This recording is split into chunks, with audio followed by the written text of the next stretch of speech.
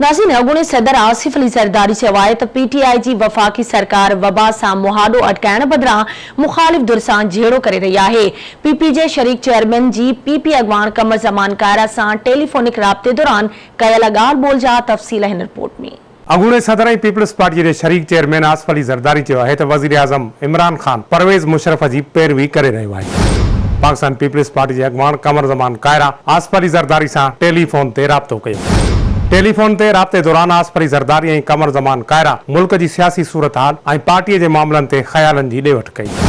उन मौक़े ते आसिफ अली ज़रदारी जो चवणो त 2008 में पीपल्स पार्टीअ खे इक़्तिदार मिलियो त मुल्क दहशतगर्दीअ जो शिकार हो। हुन चयो त पीपल्स पार्टीअ इक़्तिदार मिलंदे ई क़ौमी एके सां सवात में दहशतगर्दनि ख़िलाफ़ ऑपरेशन शुरू करे अमन क़ाइमु करायो।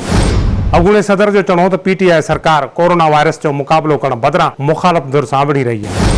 आसिफ अली ज़रदारी जो चवणो त हुकुमरान हिकु भेरो ॿीहर सूबनि जा आईनी ऐं मालियाती अख़्तियार घटि करणु चाहिनि था। आसिफ अली ज़रदारी जो चवणो हो त हुकुमराननि मुल्क जे एके ऐं ॿधीअ खे ख़तमु करे छॾियो आहे, जॾहिं त वज़ीर आज़म इमरान खान परवेज़ मुशर्रफ वारे दग ते हली रहियो आहे।